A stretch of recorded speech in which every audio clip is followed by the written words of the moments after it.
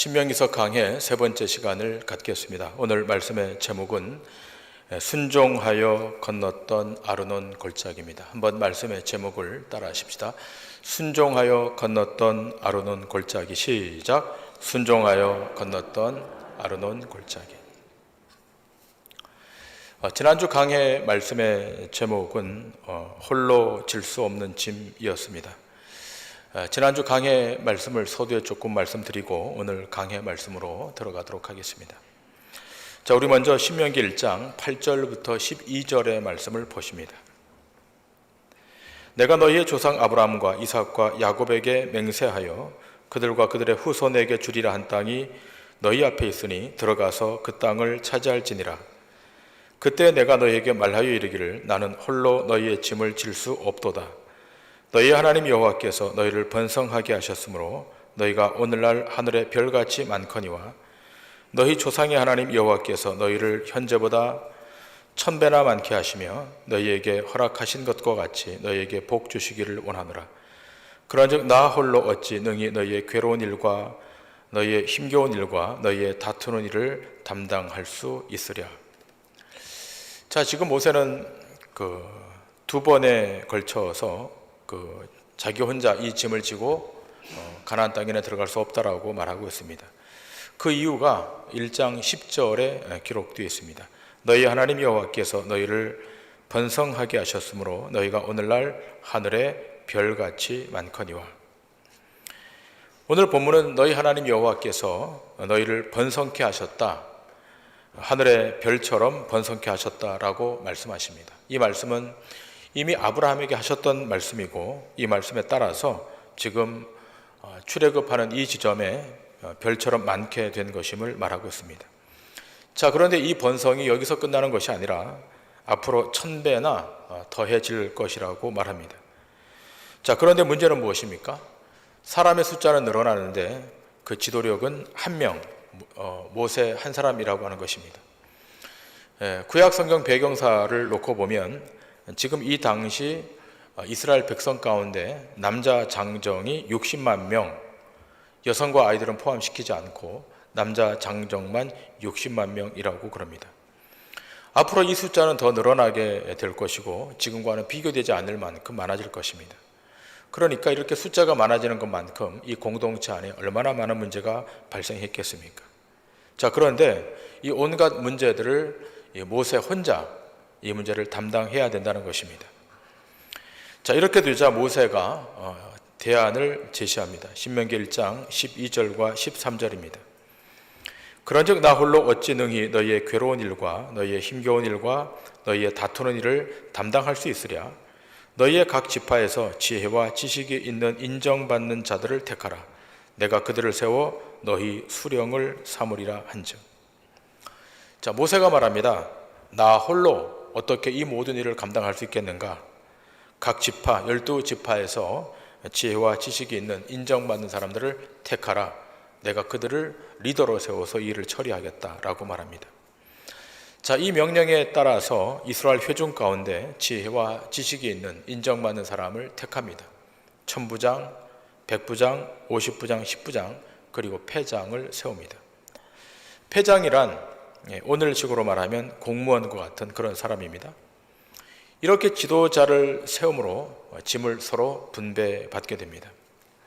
자, 여기서 우리는 이 모형이 신약시대의 교회, 에클레시아의 모형이라고 제가 지난주 말씀을 드렸습니다. 교회란 그리스도의 몸을 완성하기 위하여 각자가 서로 짐을 져서 그리스도의 법을 성취하는 것을 말합니다.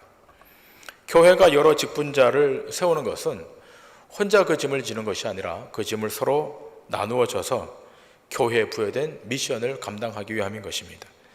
갈라디아서에서는 이렇게 말하고 있지 않습니까? 갈라디아서 6장 2절부터 5절의 말씀입니다. 너희가 짐을 서로 지라 그리하여 그리스도의 법을 성취하라. 만일 누가 아무것도 되지 못하고 된 줄로 생각하면 스스로 속임이라. 각각 자기의 일을 살피라.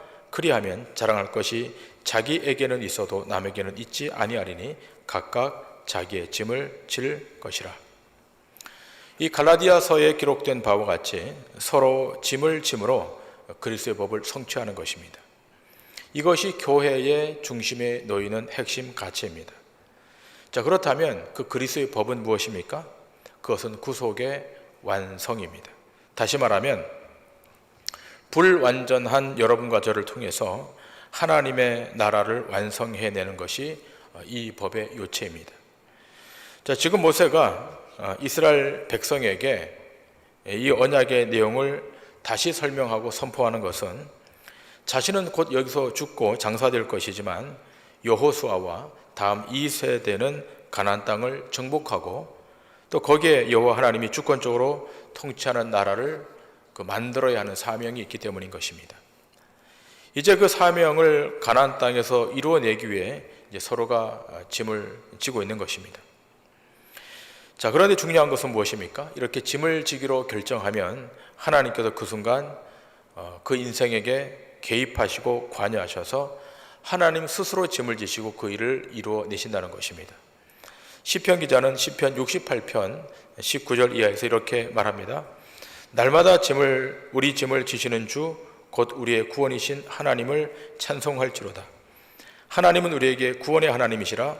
사망에서 벗어남은 주 여호와로 말미암거니와 그의 원수들의 머리 곧 죄를 짓고 다니는 자의 정수리는 하나님이 쳐서 깨뜨리시리로다. 우리가 서로 짐을 나눠지기 시작하면 우리의 실력으로가 아니라 그때부터 하나님이 개입하셔서 하나님이 처리하신다는 것입니다. 자, 이렇게 서로 짐질 것을 명받은 그 이스라엘의 지파장들과 백성들이 이제 가나안으로 진격해서 들어가면 되는데, 자, 오늘 본문은 이렇게 말씀이 시작되고 있습니다. 다 같이 본문 1절을 보십니다. 우리가 방향을 돌려 여호와께서 내게 명령하신 대로 홍해길로 광야에 들어가서 여러 날 동안 세일산을 두루 다녔더니, 자, 젖과 꿀이 흐르는 가나안 땅을 목전에 두고서도 이스라엘 백성들은 들어가지 못합니다. 왜 들어가지 못합니까? 이스라엘 백성들의 조상, 그 조상과 체결했던 언약, 아브라함과 이삭과 야곱과 체결했던 그 언약을 그들이 믿지 못하고 있기 때문인 겁니다. 하나님은 신실하게 그 언약을 시행해 오셨는데 지금 이스라엘 백성들, 이 가나안 땅에 들어가기 직전 1세대 이스라엘 백성들은 그 하나님의 언약을 믿지 않았다는 것입니다. 아브라함과 이삭과 야곱에게만 나타나셔서 말씀하신 것이 아니라 지금 이 가나안 땅 직전까지 와 있던 이스라엘 백성 모두가 다 경험했습니다. 애굽의 10가지 재앙을 목도했고 홍해 바다가 갈라져서 마른 땅처럼 들어가는 것을 경험했고 낮에는 구름 기둥, 밤에는 불 기둥으로 인도해 주시는 하나님의 성실한 인도하심을 그들 모두 다 경험을 했습니다. 그런데 문제는 무엇입니까? 그들 눈앞에 보이는 적들이 훨씬 더 강해 보였던 것입니다. 하나님의 약속, 하나님의 언약은 까마득히 잊어버리고 눈앞에 보이는 현실이 하나님의 약속보다 높아 보였던 것입니다. 자, 이런 자들을 약속의 땅에 그대로 들여보낼 수는 없었던 것입니다. 그래서 하나님께서 이들을 다시 회정시키십니다. 홍해길에서 가나안 입구까지 왔는데 이제 다시 홍해길로 회정하여 돌리십니다. 본문에 여러 날 동안 세일산을 두루 행하였다라고 되어 있습니다만 이것은 몇 날이 아니라 무려 38년 동안 이 광야에서 방황하도록 만드십니다. 그리고 이 38년 동안 광야에서 이스라엘 백성들이 했던 일은 무엇입니까? 그는 끊임없이 그들이 서로 장사되어서 장례를 치른 일이었습니다. 끊임없이 그들은 이 38년 동안 계속 이 광야를 배회하게 됩니다. 자, 본문 14절 15절 신명기 2장 14절 15절은 이렇게 기록하고 있습니다. 가데스 바네아에서 떠나 세렛 시내를 건너기까지 38년 동안이라. 이때에는 그 시대의 모든 군인들이 여호와께서 그들에게 맹세하신 대로 진영 중에서 다 멸망하였나니 여호와께서 손으로 그들을 치사 진영 중에서 멸하신 거로 마침내는 다 멸망하였느니라. 자, 가데스 바네아에서 떠나 세렛 시내를 건너기까지 38년 동안 이스라엘 백성들은 여기를 배회하게 됩니다. 그리고 이 배회했던 대다수의 군인들이 여호와 하나님께서 맹세하신 대로 진중에서 다 멸하여 버리십니다. 이 38년 동안 이들이 했던 일은 무엇입니까? 장사 치른 일이었습니다. 불신앙의 세대가 다 끊어질 때까지 장례를 치르는 그 일밖에 없었습니다. 여러분 기억할 것이 있습니다. 하나님의 약속, 그 하나님의 약속이 어떤 대상에게 주어졌다면 그 약속을 불이행하는 자는 그 약속을 이루지 못하게 되고 결국은 그 다음 세대로 그 약속은 넘어간다는 것입니다. 히브리서 4장 1절부터 3절은 이렇게 우리에게 말하고 있습니다. 그러므로 우리는 두려워할지니 그의 안식에 들어갈 약속이 남아 있을지라도 너희 중에는 혹 이르지 못할 자가 있을까 함이라. 그들과 같이 우리도 복음 전함을 받은 자이나 들은 바 그 말씀이 그들에게 유익하지 못한 것은 듣는 자가 믿음과 결부시키지 아니함이라. 이미 믿는 우리들은 저 안식에 들어가는도다. 그가 말씀하신 바와 같으니 내가 노하여 맹세한 바와 같이 그들이 내 안식에 들어오지 못하리라 하셨다 하였으나 세상을 창조할 때부터 그 일이 이루어졌느니라.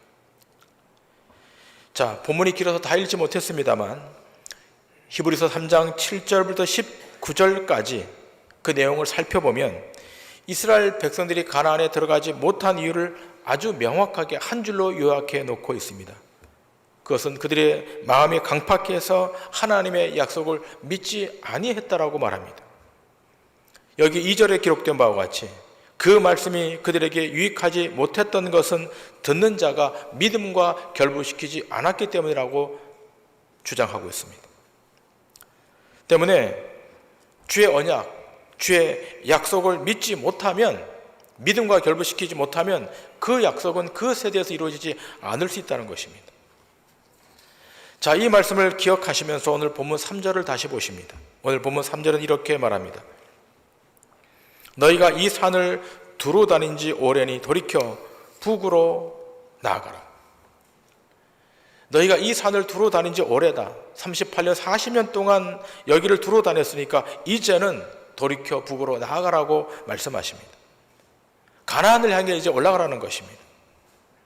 근데 여러분, 이 말씀은 38년 전에 이미 주어졌던 말씀이에요. 그러나 그때 그 불신앙으로 들어가지 못했기 때문에 38년이 지난 이후 다시 이 말씀이 이스라엘 백성들에게 선포되고 있습니다. 믿지 않았던 1세대 백성들이 다 죽고 난 이후에 다시 2세대 백성들에게 이 말씀이 주어지고 있습니다. 그러므로 하나님의 말씀은 그 말씀을 받은 사람이 죽어도 그 다음 세대에 넘어가서 여전히 성취되고야 마는 것입니다. 사람의 계획, 사람의 뜻은 한 세대가 지나고 그 사람의 인생이 종결되면 끝나는 것이지만 하나님의 말씀은 절대로 거기서 끝나지 않습니다.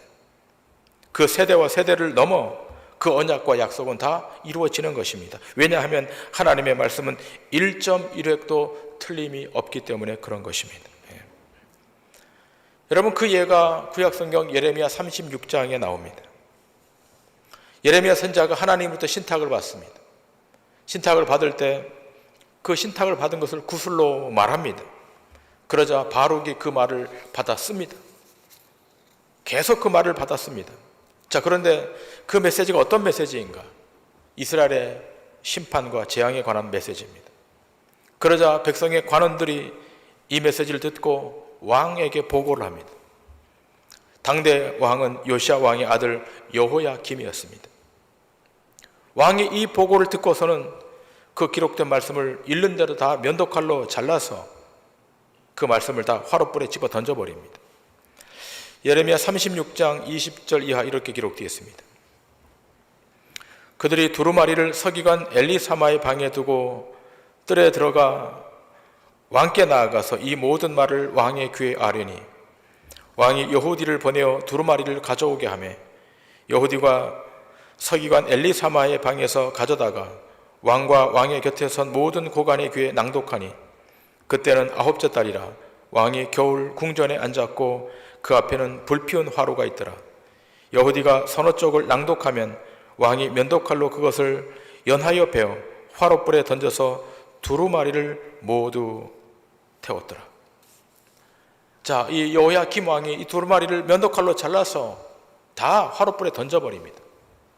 그 메시지가 심판과 재앙에 대한 메시지니까 마음에 합당치 않다고 여기고 다 태워버립니다. 자, 그런데 여러분, 이렇게 화롯불에 던져 태운다고 하나님의 말씀이 없어집니까? 없어지지 않습니다. 하나님은 예레미야 선지자에게 다시 신탁을 말씀하십니다. 그리고 다시 기록하라고 말씀합니다. 예레미야 36장 27절과 28절입니다. 왕이 두루마리와 바룩이 예레미야의 입을 통해 기록한 말씀을 불사른 후에 여호와의 말씀이 예레미야에게 임하니라 이르시되 너는 다시 다른 두루마리를 가지고 유다의 여호야김 왕이 불사른 첫 두루마리의 모든 말을 기록하고. 불태워 없어버렸지만 하나님이 다시 명하십니다. 불사른 첫 두루마리의 모든 말을 다시 기록하라. 결국 하나님의 말씀은 기록된 대로 시행되고 언약한 대로 실행되는 것입니다.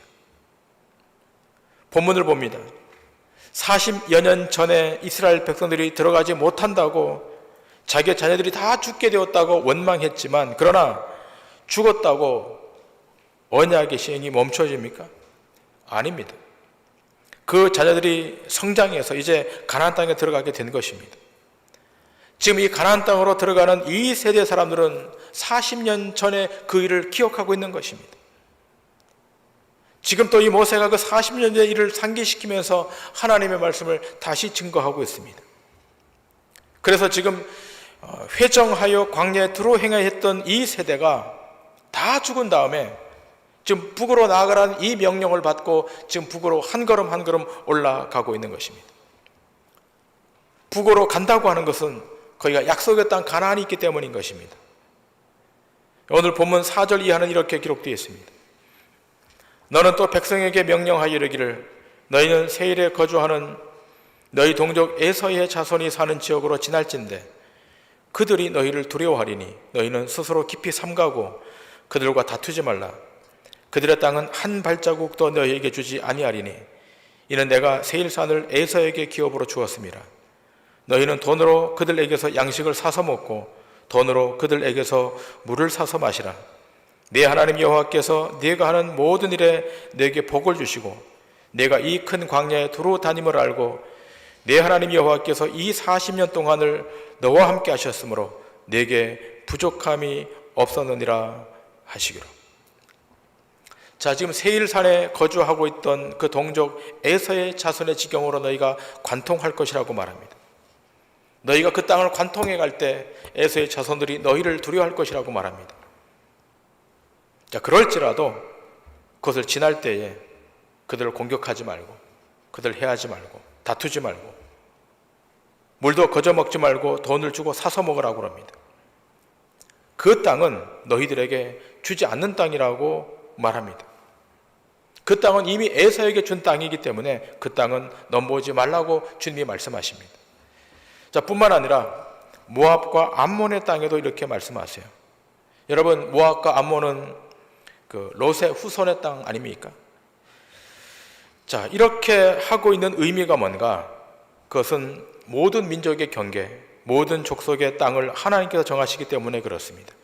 자, 사도행전 17장 26절에 이렇게 기록되어 있습니다. 인류의 모든 족속을 한 혈통으로 만드사 온 땅에 살게 하시고 그들의 연대를 정하시며 거주의 경계를 한정하셨으니. 자, 그들의 연대를 정하시고 거주의 한계를 정하신, 경계를 정하시는 분이 누구십니까? 하나님이시라는 겁니다. 하나님이 그 땅의 경계를 설정하기 때문에 에서에게 주기로 결정한 그 땅은 너희들이 건들지 말라는 것입니다. 뿐만 아니라 모압과 암몬에게도 주기로 결정한 땅에 대해서 너희들이 해하지 말라는 것입니다. 자, 그래서 여러분 오늘 이 성경을 들여다보면 괄호 치는 곳 두 군데를 보게 됩니다. 신명기 2장 10절부터 12절이고 또 한 군데는 20절부터 23절입니다. 자, 먼저 본문 10절부터 12절에 괄호친 부분을 봅니다. 이전에는 에밈 사람이 거기 거주하였는데 아낙 족속같이 강하고 많고 키가 크므로 그들을 아낙 족속과 같이 르바임이라 불렀으나 모압 사람은 그들을 에밈이라 불렀으며 호리 사람도 세일에 거주하였는데 에서의 자손이 그들을 멸하고 그 땅에 거주하였으니 이스라엘이 여호와께 주신 기업의 땅에서 행한 것과 같았느니라. 자, 지금 읽은 이 말씀은 어느 족속에 대해서 이스라엘 백성이 함부로 하지 말라고 하는 것인가 하면 9절에 기록된 바와 같이 모압에 관한 것입니다. 자, 9절에 이렇게 기록되어 있습니다. 여호와께서 내게 이르시되 모압을 괴롭히지 말라. 그와 싸우지도 말라. 그 땅을 내가 네게 기업으로 주지 아니하리니 이는 내가 롯 자손에게 이르기를 기업으로 롯 자손에게 아로를 기업으로 주었습니다. 자, 모압을 괴롭히지 말라고 말합니다. 자, 20절과 23절에는 또 다른 족속 암몬 족속에 관한 이야기가 등장합니다. 이것도 르바임의 땅이라 하였나니 전에 르바임이 거기 거주하였으며 암몬 족속은 그들을 삼순밈이라 일컬었으며 그 백성은 아낙 족속과 같이 강하고 많고 키가 컸으나 여호와께서 암몬 족속 앞에서 그들을 멸하셨으므로 암몬 족속이 대신하여 그 땅에 거주하였으니 마치 세일에 거주한 에서 자손 앞에 호리 사람을 멸하심과 같으니 그들이 호리 사람을 쫓아내고 대신하여 오늘까지 거기에 거주하였으며 또 갑돌에서 나온 갑돌 사람이 가사까지 각촌에 거주하는 아위 사람을 멸하고 그들을 대신하여 거기에 거주하였느니라. 자, 이 말씀도 어떤 족속에 대해서 싸우거나 분쟁하지 말라고 하는 것입니까? 19절입니다. 여호와께서 내게 이르시되 모압을 괴롭히지 말라. 그와 싸우지 말라. 그 땅을 내가 내게 기업으로 주지 아니하였으니 이는 내가 롯 자손에게 아로를 기업으로 주었습니다. 여러분, 이 암몬 족속에게, 모압 족속에게, 에돔 족속에게 하나님은 명확히 그 경계를 설정해 놓고 계십니다. 우린 여기서 하나님의 선한 통치력을 확인하게 됩니다. 여러분, 여기 등장하고 있는 에돔 족속과 암몬 족속과 모압 족속은 이스라엘의 입장에서 볼 때는 아웃사이더입니다. 그런데 하나님은 이 소외된 민족이 이미 그 땅을 점령하고 있기 때문에 건들지 말라는 것입니다. 그 조상들과 약속한 것이니까 거기를 해하지 말라는 것입니다. 우린 여기서 하나님의 통치가 어떻게 진행되고 있는가를 목격하게 됩니다. 이 본문의 말씀은 오늘 우리에게 권고하는 바가 참으로 큽니다. 요즘의 시대를 무한 경쟁의 시대라고 합니다. 힘 있는 자가 약한 자를 정복하는 시대. 이런 이데올로기를 진화론, 또 이런 가치를 실용주의 가치라고 합니다. 여러분, 실용이라고 하는 뜻이 무엇입니까? 이익이 되지 않는 것은 가차없이 버리는 것입니다. 얼마나 이익이 되고 얼마나 도움이 되는가를 그 가치의 척도로 삼고 있는 것입니다. 지금 우리 사회가 그렇고 우리 세상이 그렇지 않습니까? 실용의 가치가 이 사회의 주된 흐름이 되어버린, 이 가치를 절대적 가치로 갖고 있는 집단이 있지 않습니까? 바로 기업입니다. 기업은 자기 이익에 부합될 때만 그 대상을 사용합니다. 그러나 그렇지 않을 때는 가차없이 잘라버립니다. 우리가 살고 있는 이 세상도 이와 같은 이데올로기가 작동하고 있습니다. 자, 그런데 오늘 본문의 이 하나님의 통치권은 그렇지 않다는 겁니다. 이스라엘에게서 밀려난 모압과 암몬, 에돔을 건드리지 말라는 것입니다. 여러분, 이 성경에 등장하고 있는 이 모압과 암몬은 그 조상이 누구입니까? 창세기를 펼쳐놓고 보면 아브라함의 조카 롯의 두 딸입니다. 어떻게 이 두 딸이 모압과 암몬의 조상이 되었는지는 창세기에 자세히 기술되어 있습니다. 중요한 것은 이 아브라함의 조카 롯과 언약한 내용이기 때문에 이들을 해하지 말 것을 말씀하고 있습니다.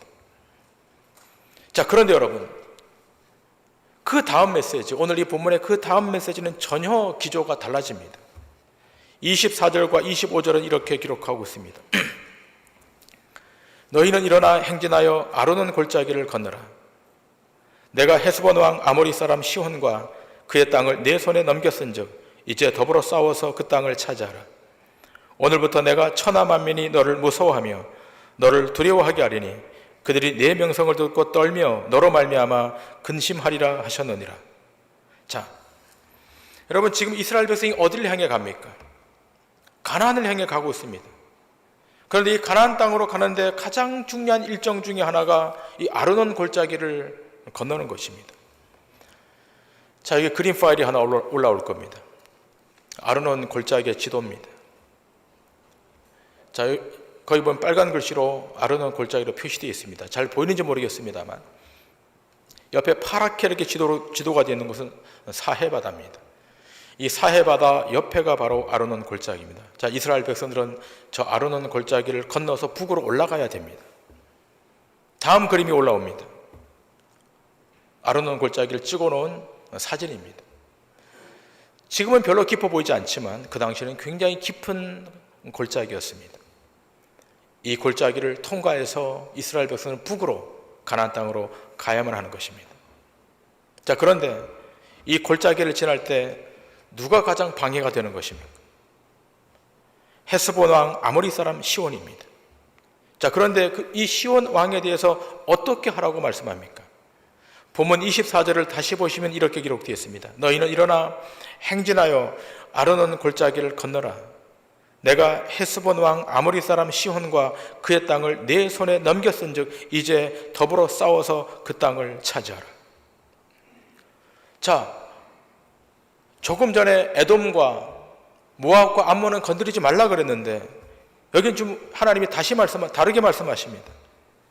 헤스본 왕 아모리 사람 시온과는 전투하라. 싸워서 그 땅을 차지하라고 말씀합니다. 왜 이렇게 말씀하시는 겁니까? 오늘 보면 30절에 그 단초가 있습니다.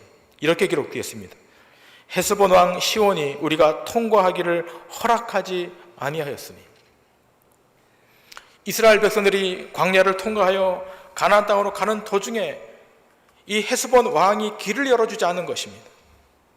그러자 하나님이 어떤 뜻을 세우는 것입니까? 오늘 보면 31절에 이렇게 기록되어 있습니다. 그때 여호와께서 내게 이르시되 내가 이제 시혼과 그의 땅을 내게 넘기노니 너는 이제부터 그의 땅을 차지하여 기업으로 삼으라 하시더니. 가나안의 여정에 방해되는 이 헤스본 왕을 하나님이 직접 제거하시겠다는 겁니다. 그리고 그 땅을 이스라엘 백성들에게 기업으로 주시겠다고 말씀하십니다. 자, 이 결정에 따라서 이스라엘 백성은 순종해서 이 아르논 골짜기를 건너갑니다. 그리고 들어가서 전투를 치릅니다. 그 전투를 치르는 내용이 오늘 본문 32절 이하에 기록되어 있습니다. 32절 이하입니다. 시온이 그의 모든 백성을 거느리고 나와서 우리를 대적하여 야하스에서 싸울 때 우리 하나님 여호와께서 그를 우리에게 넘기심에 우리가 그와 그의 아들들과 그의 모든 백성을 쳤고 그때 우리가 그의 모든 성읍을 점령하고 그의 각 성읍을 그 남녀와 유아와 함께 하나도 남기지 아니하고 진멸하였고. 전투를 치릅니다. 이때는 전투를 치르라고 말씀하십니다. 그때 이들이 전투를 치르면서 남녀와 유아와 그 모든 백성을 단 한 명도 남기지 않고 다 진멸했다고 말합니다. 결국 우리가 여기서 확인하는 바가 무엇입니까? 하나님의 뜻과 의지가 한번 세워지면 번복되지 않고 환경과 조건을 뚫고 실행된다고 하는 것입니다. 이스라엘 백성들이 아르논 골짜기를 건너 가나안 땅으로 들어가는 이 여정은 취소될 수 없는 여정입니다. 그리고 이 여정은 그들의 실력과 능력으로 들어가는 것이 아니라 하나님의 실력과 하나님의 능력과 하나님의 의지로 들어가는 여정인 것입니다. 여러분, 오늘 우리 교회가 그렇고 한국 교회가 그런 것입니다. 지금 한국 교회는 위기의 강을 건너고 있습니다. 이 지구촌의 모든 교회들이 앞이 가늠되지 않는 어둠의 골짜기를 지금 통과해 가고 있습니다. 자, 그런데 두려워하지 말아야 할 것은 전능하신 하나님에게는 우리를 목적하는 자리까지 안내할 완벽한 로드맵이 있다고 하는 사실입니다. 하나님에게는 완벽하고 완전한 매뉴얼이 있는 것입니다. 중요한 것은 그 하나님의 신실함과 전제함을 믿고 의심치 않고 그 길을 가는 것입니다. 그 길을 행하여 가는 것입니다. 가면 하나님께서 모든 장애물을 치워주시고 모든 악들을 물리쳐주시고 승리하도록 만들어주심을 믿으셔야 될 줄 믿습니다. 자, 우리 다 같이 이사야서 45장 2절부터 6절까지의 말씀을 읽으시면서 오늘 말씀을 마치도록 합니다. 자, 우리 말씀 다 같이 큰 소리로 읽겠습니다. 시작. 내가 너보다 앞서가서 험한 곳을 평탄하게 하며 논문을 쳐서 부수며 쇠빗장을 꺾고 내게 흑암 중에 보화와 은밀한 곳에 숨은 재물을 주어 내 이름을 부르는 자가 나 여호와 이스라엘의 하나님인 줄을 네가 알게 하리라. 내가 나의 종 야곱, 내가 택한 자 이스라엘, 곧 너를 위하여 내 이름을 불러 너는 나를 알지 못하였을지라도 내게 칭호를 주었노라. 나는 여호와라. 나 외에 다른 이가 없나니 나밖에 신이 없느니라. 너는 나를 알지 못하였을지라도 나는 내 띠를 동일 것이요 해 뜨는 곳에서든지 지는 곳에서든지 나밖에 다른 이가 없는 줄을 알게 하리라. 나는 여호와라. 다른 이가 없느니라. 아멘. 우리 앞에 놓여 있는 길이 불투명하고 불안하고 어두워 보여도 전능자 하나님의 손에 우리의 발걸음이 붙들려 있는 이상 우리는 이 아르논 골짜기를 통과해서 저 복지의 땅 가나안으로 들어가게 되는 줄 믿습니다. 믿음으로 전진하며 하나님의 신실함과 전능함을 믿고 걸어가면 거기에 축복의 땅에 도달하는 축복의 역사가 우리의 삶 가운데 반드시 있게 될 줄 믿습니다. 기도하시겠습니다.